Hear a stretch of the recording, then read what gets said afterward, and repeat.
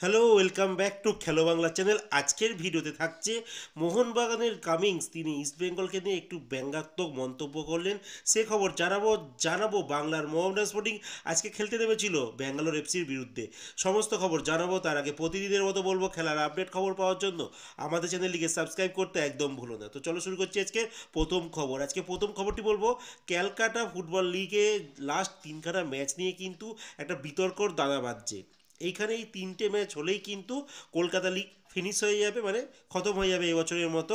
তো সেইটাই চাইছে কলকাতা লিগের কর্মকর্তারা।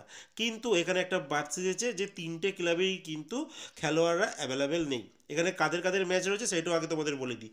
তিনটে ম্যাচ রয়েছে, যেটা important match East Bengal versus Diamond Harbour FC, আর ইস্ট বেঙ্গল ভার্সেস ভবানীপুর। তো ভবানীপুর ওয়াক ওভার দিয়ে দিয়েছে, ভবানীপুর নাম প্রত্যাহার করে নিয়েছে। সেই দিক থেকে এই ম্যাচটা নিয়ে আর কোনো চিন্তা রইল না। আরেকটা ম্যাচ বাকি রয়েছে মোহনবাগান স্পোর্টিংয়ে। তো মোহনবাগান স্পোর্টিংয়ের ম্যাচটাও কিন্তু খুব একটা ইম্পর্টেন্ট নয়। Main important match East Bengal আর ডায়মন্ড হারবার এফসি। এই দুটো টিমের মধ্যে ম্যাচেই কিন্তু ফয়সলা করে দেবে যে এই কাপ কে জিততে চলেছে, মানে সিএফএল কাপ এবছর তারা কে জিততে চলেছে।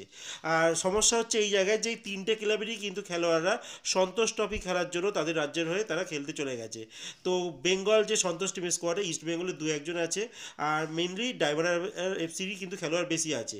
কিন্তু ইস্ট বেঙ্গলের ছয়জন কেরালার ফুটবলার তারা নিজের রাজ্য কেরালার হয়ে কিন্তু সন্তোষ ট্রফি খেলছে।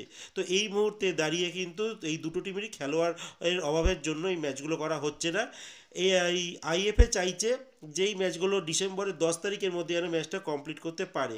তো দেখা যাক আলটিমেট কী হয়। এখনও অবধি কিন্তু কোনো মানে একটা শক্তপোক্ত কোনো রিপোর্ট কিন্তু বেরোয়নি যে ম্যাচটা কবে হবে।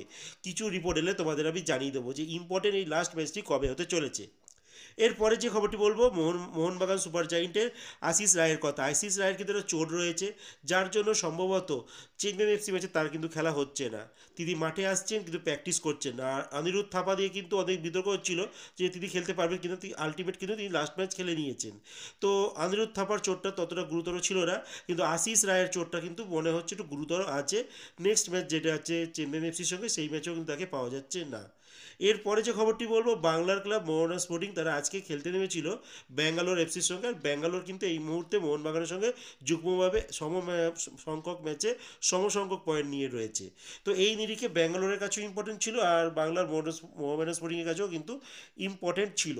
তো এই ম্যাচে মানজুকির করার গোলে 8 মিনিটের মধ্যেই কিন্তু এগিয়ে যায় মোহামেডান স্পোর্টিং। ম্যাচটা ভালো চলছিল, কিন্তু আলটিমেট যখন সুনীল ছেত্রী সেকেন্ড হাফে নামলো, 82 মিনিটে একটা পেনাল্টি পায়, 1-1 হয়ে যায়। তারপরে একদম অ্যাডেড টাইম, মানে ওই এক্সট্রা টাইমে যখন খেলা চলছিল, তো সেই সময় কিন্তু সুনীল ছেত্রী তার দ্বিতীয় গোলটি করে, তাদের টিমেরও দ্বিতীয় গোল হয়। আলটিমেট ব্যাঙ্গালোর টিম এই ম্যাচ থেকে 2-1 গোলে জয়লাভ করে। আর এই মুহূর্তে তারা 20 পয়েন্ট নিয়ে 1 নম্বর স্থানে আবারও চলে গেল।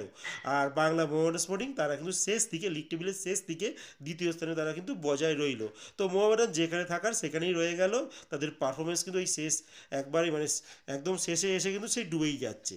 তো বলা যেতেই পারে একটা বাজে পারফরমেন্স কিন্তু মোহনবাগান স্পোর্টিংয়ের চলছেই। আর এই ম্যাচেও কিন্তু দেখা গেল খেলা যখন রেজাল্ট খারাপের দিকে যাচ্ছিল, মোহনবাগান স্পোর্টিংয়ের সাপোর্টাররাও মাঠের মধ্যে বোতল অনেক কিছু ছুটছিল, ঢিল ছুটছিল। তো এটা কাম্য নয়, খেলায় হার জিত থাকে। তো আশা করবো মোহনবাগান স্পোর্টিংয়ের সাপোর্টাররা এটা যেন নজর রাখে। তো এরপরে বলবো, গতকালকে একটা ম্যাচ হয়ে গিয়েছিল যেটা মুম্বাই সিটি এফসি পাঞ্জাব এফসির সঙ্গে খেলছিল, যেখানে লাস্ট আপডেট জানিয়েছিলাম যে পাঞ্জাব টিম 2-0 গোলে এগিয়েছিল। তো আলটিমেট 3-0 গোলে জয়লাভ করে পাঞ্জাব টিম। আর বলে রাখি, মুম্বাই টিমের কিন্তু একটা গোল দেয়নি রেফারি। তো রেফারিতে মানে কি বলবো, তার ভাষা নেই। রেফারি ইন্ডিয়ান যে যারা সব ব্যবস্থা, মানে রেফারির দায়িত্ব রয়েছে, খুবই বাজে রেফারি করে। তোমাদের স্ক্রিনে দিয়ে দিচ্ছি, দেখতে পারবে যে গোল কিন্তু লাইন পার করে গেছে বলটা, তারপরও কিন্তু গোল দেয়নি। তো ঈশ্বরই জানে একমাত্র যে এই রেফারিতে কী করা যেতে পারে। আর এর ম্যাক্সিমাম ভুক্তভোগী কিন্তু বাংলার ক্লাবগুলোই হয়েছে, তার মধ্যে ইস্টবেঙ্গল অন্যতম। সবথেকে বেশি কিন্তু ভুক্তভোগী ইস্টবেঙ্গল ক্লাবটাই হয়েছে। মোহনবাগানও হয়েছে, আর এখন মোহনবাগান স্পোর্টিং টুকটাক হচ্ছে, সবে তো এসছে। আইএসএলের রেফারির মানজা তারাও ভুগবে। তো যাই হোক, এবার লাস্ট যে খবরটি তোমাদের জানাবো সেটি হচ্ছে জেসন কামিংসের কথা, মোহনবাগানের। তিনি একটা মন্তব্য করেন যে তিনি জানান যে এই বছর আইএসএলের 13খানা টিমের মধ্যে 12খানা টিমই কিন্তু তিনি জানান যে চ্যাম্পিয়নশিপ দৌড়ে রয়েছে। শুধু একমাত্র জানান যে ইস্ট বেঙ্গলই নাকি এই চ্যাম্পিয়নশিপের দৌড়ে নেই। আর এই নিয়ে কিন্তু খুব মজা মস্করা করেন। তো এই নিয়ে একটা বিতর্ক দানা বাজছে যে তার খেলোয়াড়কৃত যে মানসিকতা কোন পর্যায়ে গেছে, যে একটা টিমকে এরমভাবে ছোট করা তার ঠিক হয়নি। তো যাই হোক, তোমরা তোমাদের মন্তব্য কমেন্ট বক্সে জানাতে পারো। তো আজকের মতো এতটুকুই, দেখা হচ্ছে নতুন একটা নতুন ভিডিও।